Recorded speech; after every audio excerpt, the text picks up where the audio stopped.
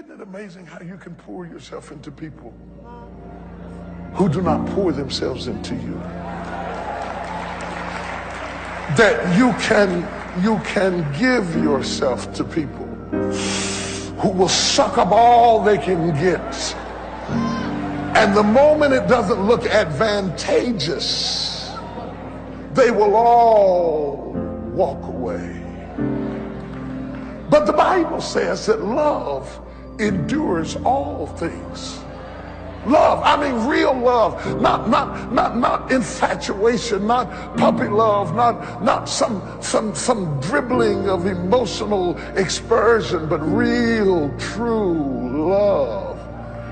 Love is lascivious. It gives freely. It's passionate. It's bodacious, and it will give even when you're not winning. It will give when the thrill is gone. It will give when the pulse is weak. It will give when there is no benefit nor advantage. Love just keeps on giving. The 5,000 didn't come. Blind Bartimaeus is not seen. The woman at the well is not there. But here comes just a few stragglers. If in your life you have a few people in your whole life, I mean from the cradle to the grave, who loves you unconditionally. Look at the condition and look at the love. When you look at the Malaysian flight, look at the condition and look at the love. When you look at the funeral home who has defrauded the customer and disrespected the bodies of the dead, look at the conditions and consider the love. Now the thousands didn't pass the test. They were not there. The 10 lepers didn't come either. I have no record of the woman at the well coming, but there's just a few tough lovers. Hallelujah. Come hell or high water. Glory. They say, I'm coming anyway. I'm going. Where you going? I got up early this morning. I'm coming down to the tomb to see Jesus. Not because I got great faith. No, got great love. I didn't come to the tomb for the boom and the bang and the lightning and the thunder and the flashing.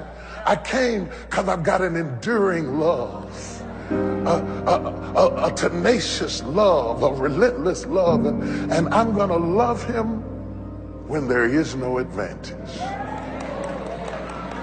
And I'm wondering this morning, how many of us would pass the test of loving Jesus when there is no advantage?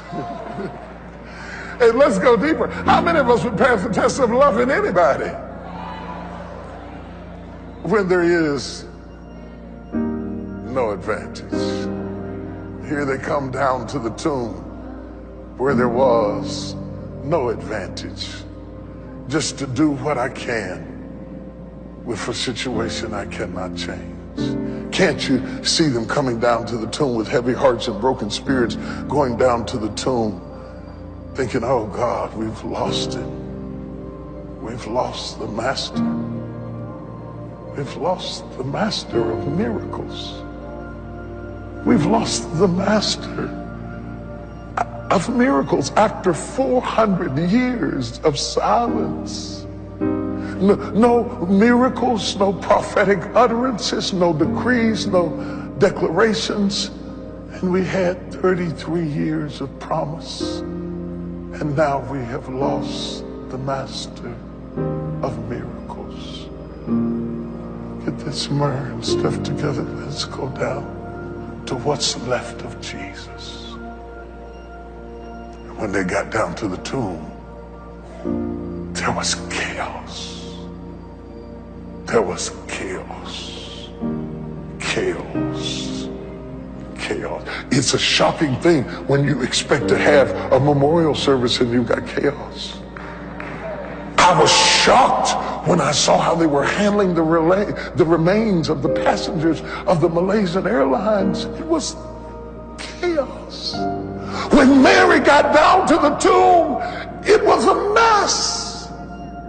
People pay good money to make sure that tombs are decorated and looking nice. It was an absolute mess. The stone had been rolled away. It was disruption at the tomb. He was not there.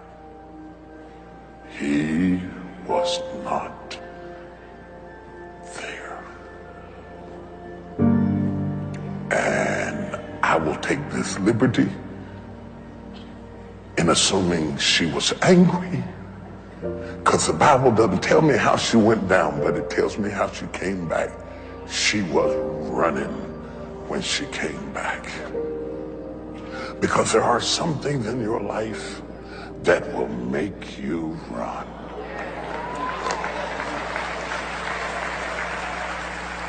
There are certain things that will happen in your life that make you pick up the pace, that slap you out of your stupor and say, this ain't no time to cry.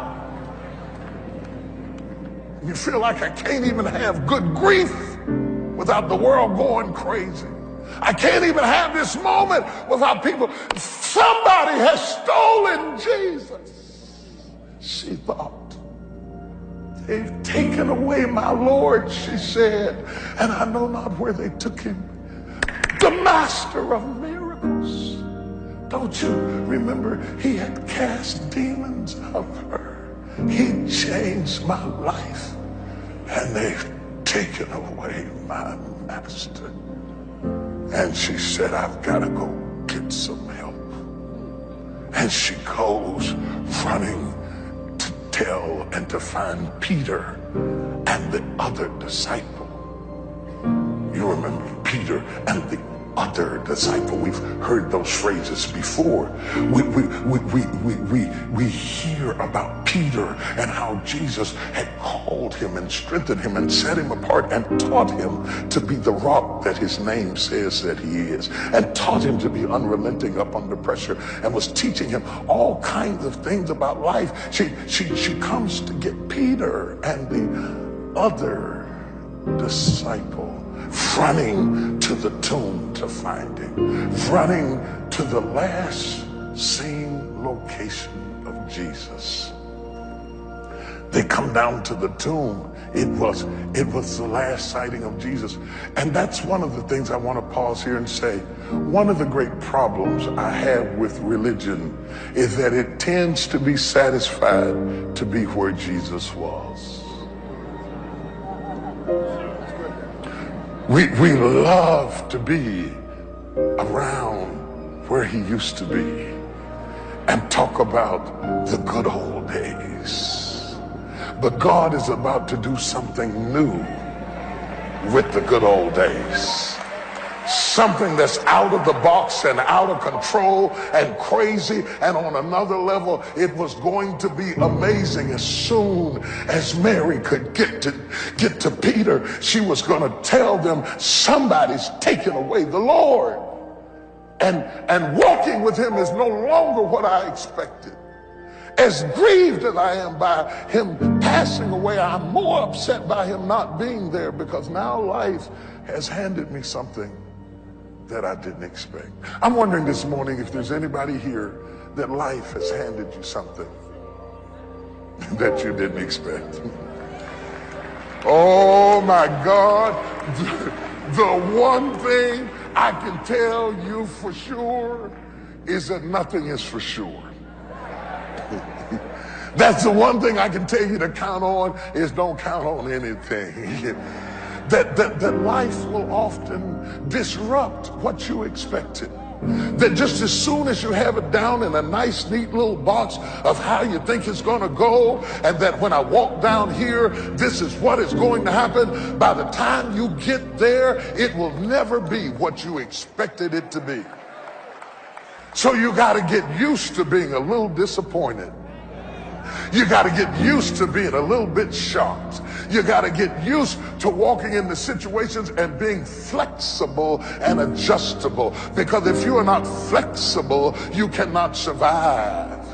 God did not promise you that by the time you got to where you was trying to go, it would be what you thought it would be.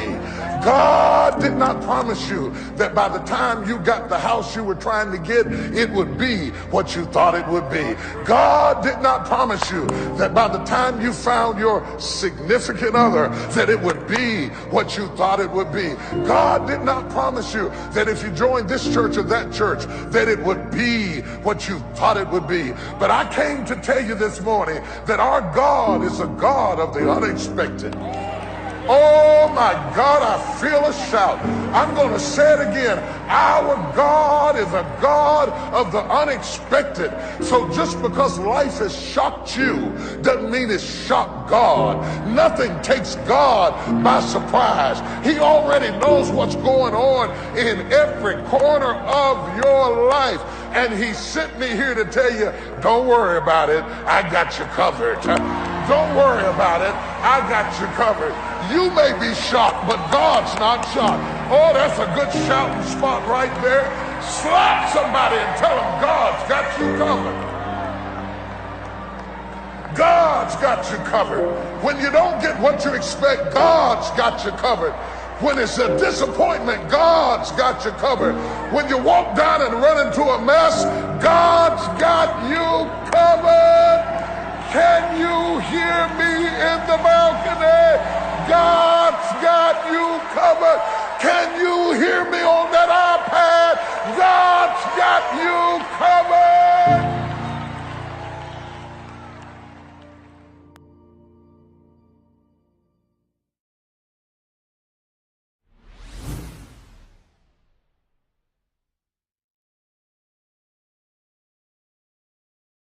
He said, I pray that you be rooted. So I want you to be sure you get this, so that all that organically grows out of you through the process of time and life has the suggestion of its origination. It still has that. It might go into business, it might go into marriage, it might go into life, but it's all going to smell of love because it started in a place of love. That's what comes from being rooted, all that grows organically out of your life. All that is added on to your life, outside things, brick, block that are put on top of the foundation, you're going to be able to stand up under the weight of it all because you have been grounded. You've been grounded in love. I can trust you with success because you've been grounded in love. I can give you a little money because you've been grounded in love. I can give you a little power because you've been grounded in love. I can give you a little bit of favor because you've been grounded in love. And even though these things might produce some weakness in your life, because your foundation is grounded in love, eventually love will snatch you back to sobriety and say, wait a minute. Love you, Daddy. Motivation at your fingertips.